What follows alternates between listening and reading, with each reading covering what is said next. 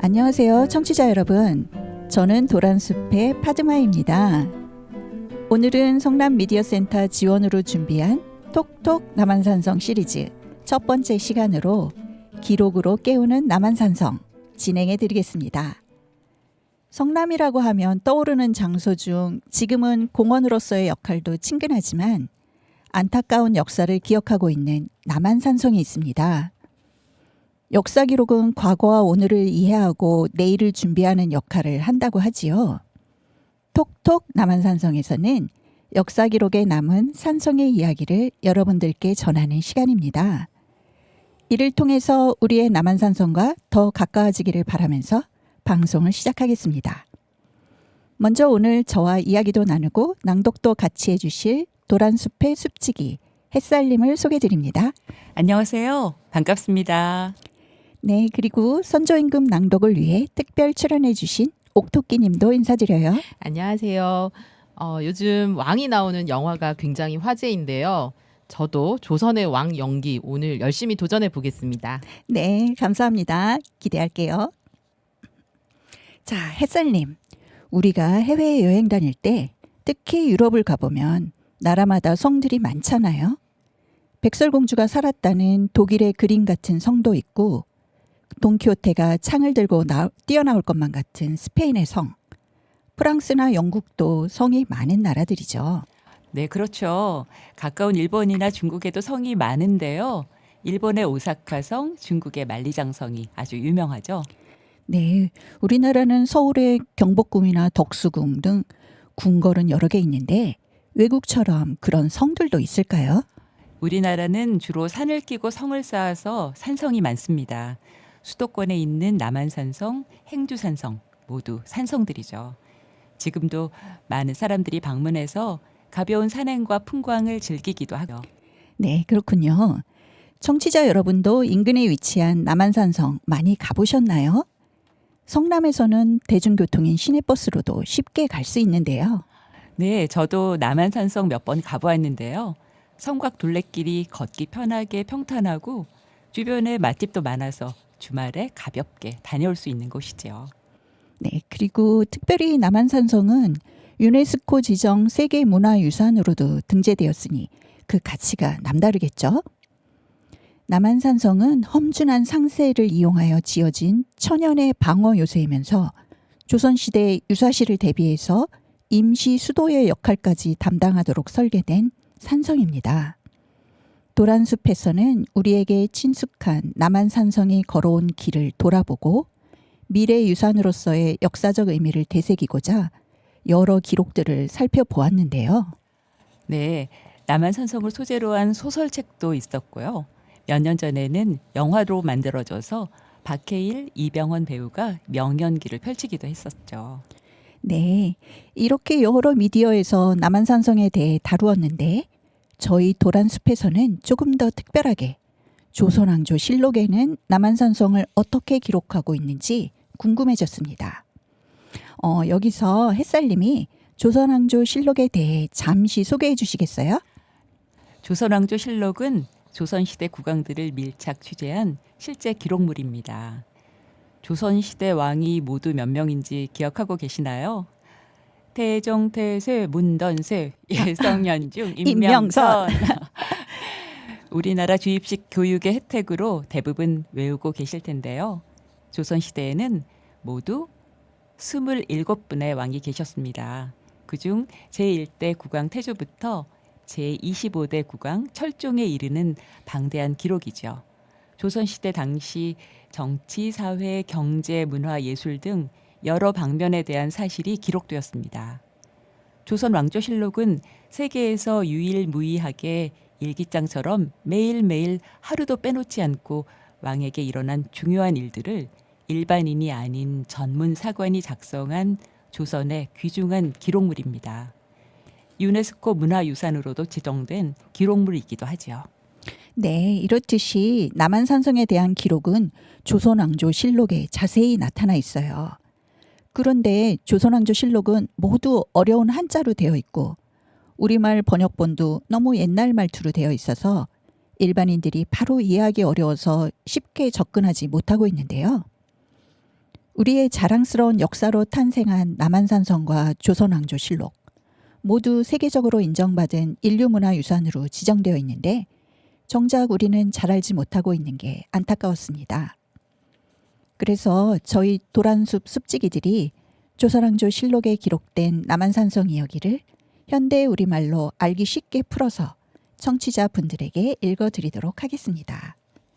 날짜도 음력이 아닌 양력으로 바꿔서 당시 계절과 시간에 대해 좀 더 요즘 감각으로 받아들일 수 있도록 하였습니다.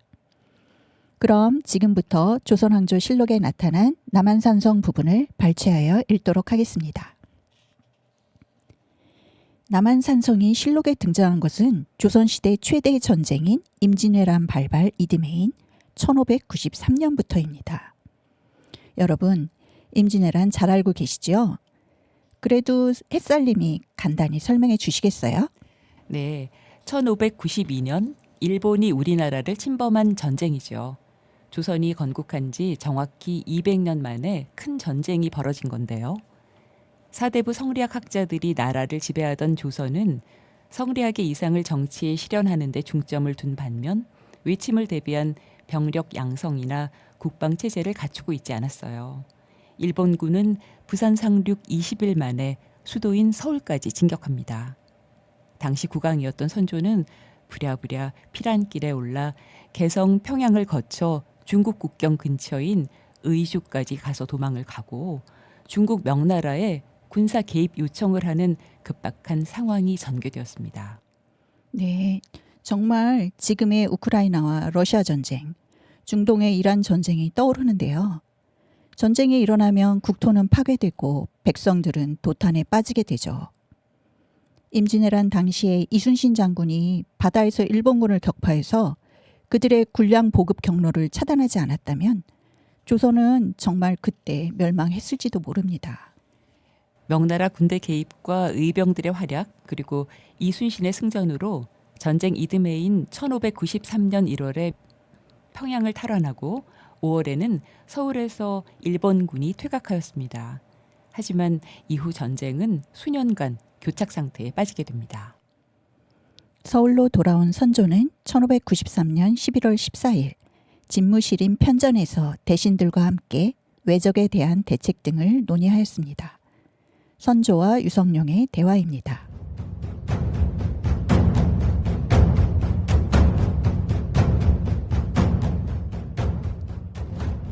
선조. 외적들이 이처럼 주둔하고 있으니 어떻게 해야 하겠는가? 유성룡. 신이 보건대 원주, 지평, 양평에는 수비할 만한 곳이 매우 많고 광주의 남한산성, 수원의 독성, 금천의 호암산은 모두가 특이한 요새로 여기를 지키면 호남을 방어할 수 있습니다. 경기 방어사를 차출하여 광주, 이천 등지의 군사를 취합하여 서울을 방어하게 해야 합니다. 변흥성이 무사들 중에서는 좀 우수하니 방어사에 임명하는 것이 합당합니다.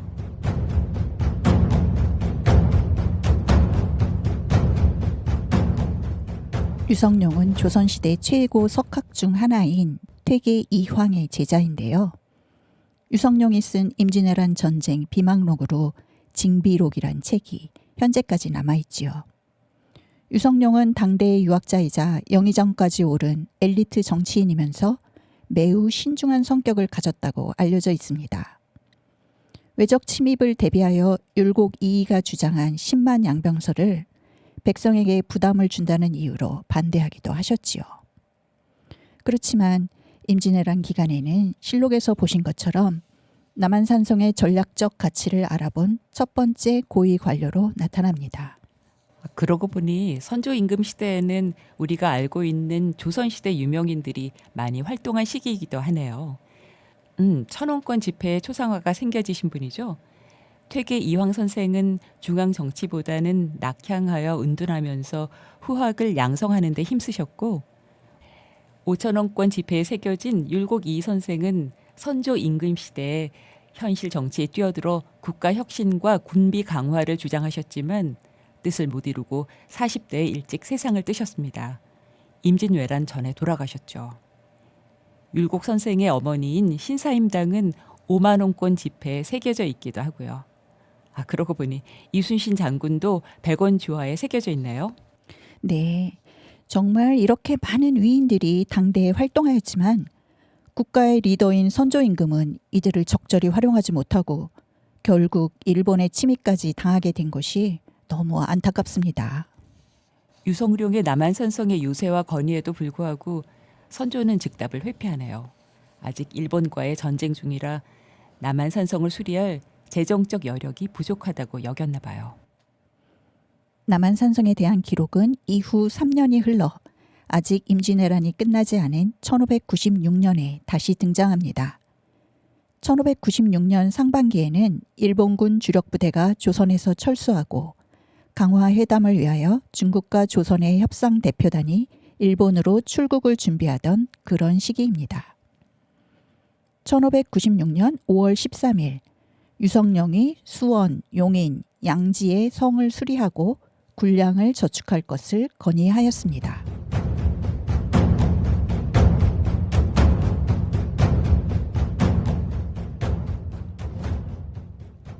유성룡. 수원의 독성은 성첩이 이미 수리되었고 무기도 대략 갖추어졌습니다. 그러므로 온 백성이 모두 안정된 뜻을 가지고 자발적으로 가옥을 수리하여 들어가 살고자 하는 자가 몹시 많습니다. 용인과 양지 사이의 유충지에 오래된 성이 있는데 그 이름은 석성입니다. 그 지형의 험난함이 독성보다 나으며 또 큰 길의 유충지에 있으니 만약 이곳을 수리하여 군량을 저장하고 군사를 훈련시켜 우측으로 독성을 안고 좌측으로 남한산성을 연결하여 삼각 균형의 형세를 이루면 수도의 성문 수호가 견고할 것입니다.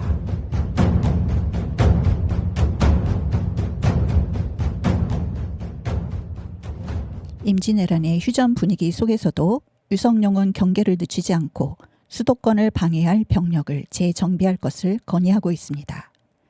하지만 이번에도 임금인 선조는 유성룡의 제안을 받아들이지 않습니다. 유성룡이 남한산성 수리의 필요성을 2번이나 건의하고도 6개월이 흐른 시점인 같은 해 11월 1일, 이번에는 전시 비상내각인 비변사에서 승려 유정의 군사를 남한산성에 들여보내자고 건의하였습니다.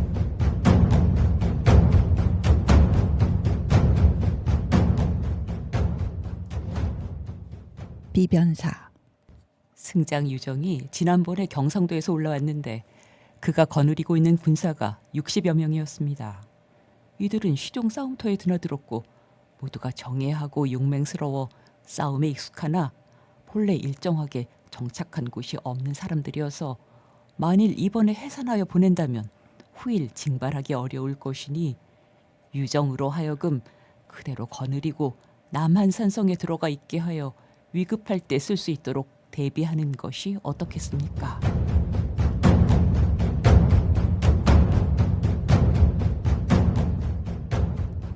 선조는 이번에는 비변사의 의견대로 실행하라고 지시하였습니다. 이날 유정이라는 승려에 대한 이야기가 나오는데요.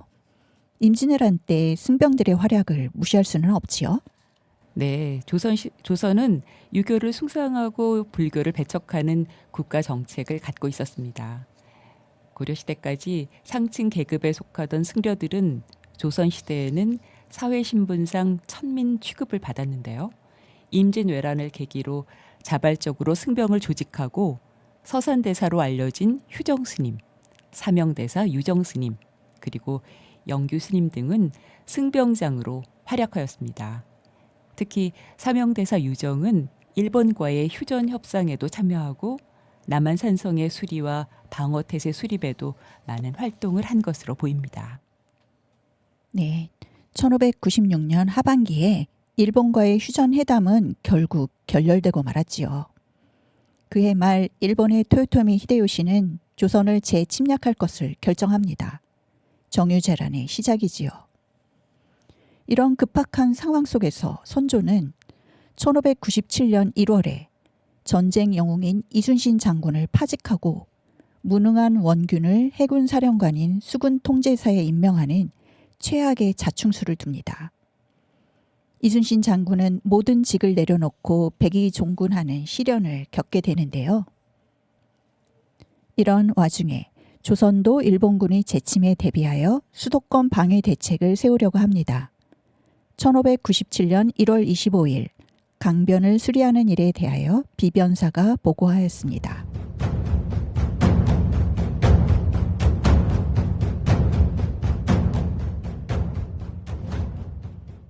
비변사. 서울은 강으로 방어를 해야 하니 강을 지키지 못하면 서울은 보전하기 어려운 것으로 임금께서 염려하신 것은 매우 원대한 처사이십니다. 강변을 수비하는 일에 대하여 말씀드리고자 합니다. 경기의 여주 이하로 양평, 광주를 거쳐 서울에 이르기까지 40여 킬로미터 되는 지역에는 얕은 여울이 25곳이 있으나 그 중에는 방어를 긴급히 해야 할 곳도 있고 그렇지 않은 곳도 있습니다. 비변사. 승려 유정을 영남으로 내려보내는 것도 무방합니다마는 그중은 나이가 이미 많고 거느리고 있는 승군 중에 영남에 있는 자가 많지 않으니 비록 내려보낸다 하더라도 큰 도움이 되지는 못할 것입니다. 그리고 이미 남한산성에 머무르두고 있도록 했는데 이곳도 긴급히 필요한 곳이므로 내년 봄에 성을 수리할 일도 생각하지 않을 수 없으니 반드시 남쪽으로 내려보내야 할 까닭이 없습니다.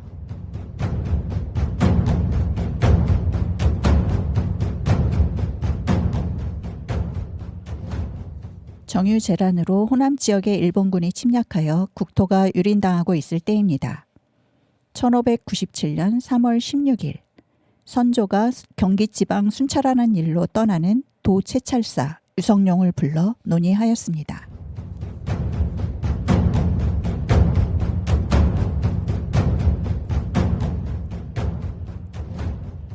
선조.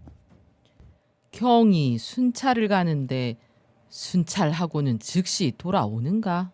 유성룡. 순찰을 하루에 머물면서 할 일이 있으면 머물고자 합니다. 선조. 그렇다면 부사도 있으니 즉시 올라와야 한다. 유성룡. 남한산성에 굶주린 백성들이 들어가고자 하므로 방비하면서 농사도 짓고 성도 지키게 하려 합니다. 여주 인근 남한강 지역을 순찰한 다음 죽산, 양성, 안성과 수원, 강화까지 갔다가 돌아올 계획입니다. 선조. 남한산성은 누가 지킬 만한가? 유성룡. 승장 유정입니다.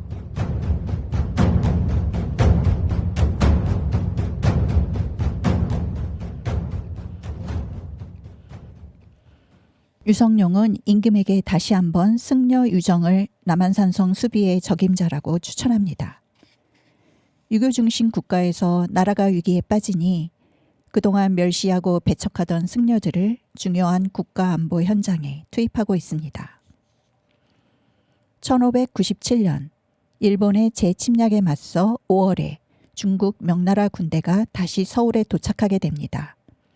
이를 앞두고 같은 해 4월 11일 수도권 방어에 대한 선조와 신하들의 대화입니다.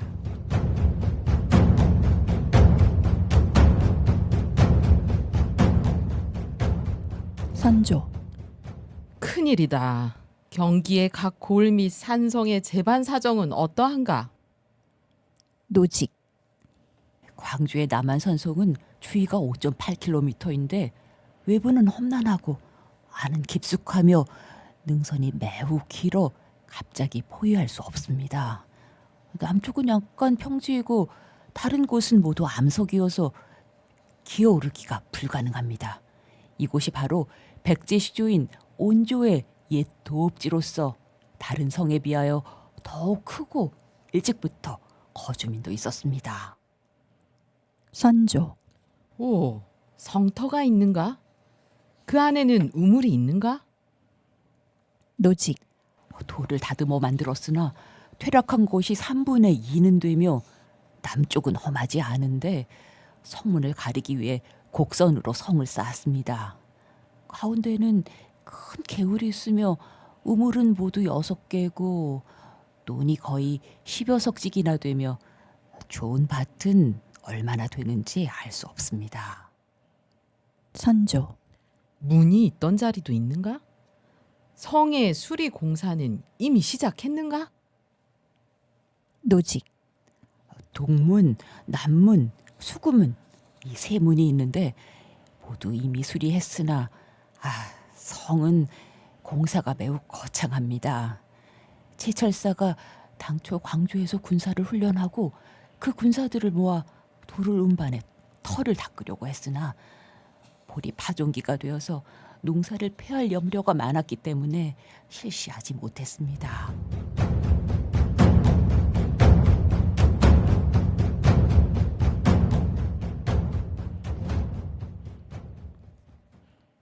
선조에게 남한산성을 답사하고 돌아온 노직이라는 신하가 남한산성의 남쪽은 평지로 이어진다고 했지요. 그곳이 바로 우리가 지금 살고 있는 성의 남쪽 지역, 성남입니다. 남한산성 남쪽으로 능선을 타고 이어져 판교 벌판으로 연결되는 지리적 특성을 갖고 있지요.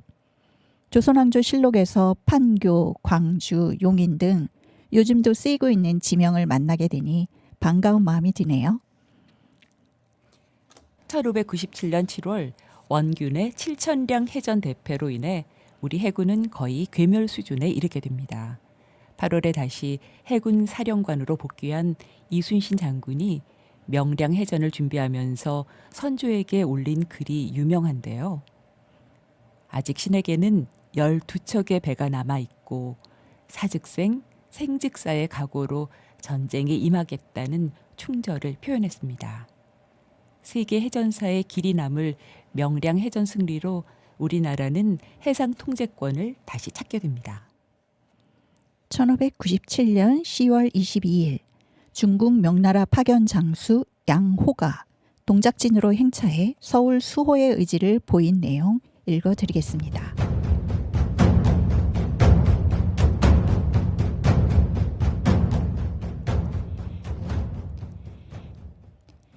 명나라 조선군부 경리 양호가 영의정 유성령 등을 불러 남쪽으로 내려갈 때 경유하는 도로의 원근을 물러보고 멀리 바라보면서 손가락으로 가리키며 말했습니다.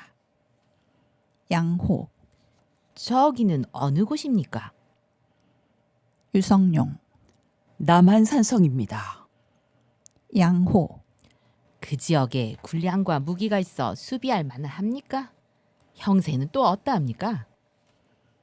명나라 장수 양호는 휘하의 장교에게 지시하여 찬핵사 한중겸을 대동하고 군병과 양식, 무기 및 산성의 형세가 유리한지의 여부를 조사하여 돌아와 보고하도록 하였습니다.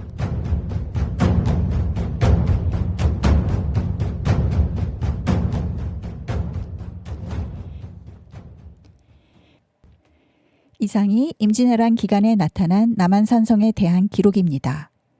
쉬운 말로 고쳐서 실록의 내용을 전하려고 노력을 했는데요. 청취자님들께 친근하게 다가갔기를 바랍니다. 다음에는 신박한 지형의 K캐슬, 남한산성의 지리적 특성을 조선시대 관리와 선조의 대화를 통해서 확인해 보도록 하겠습니다. 많이 기대해 주시기 바랍니다. 자, 오늘 수고해 주신 햇살님, 옥도끼님 감사드립니다. 감사합니다. 감사합니다.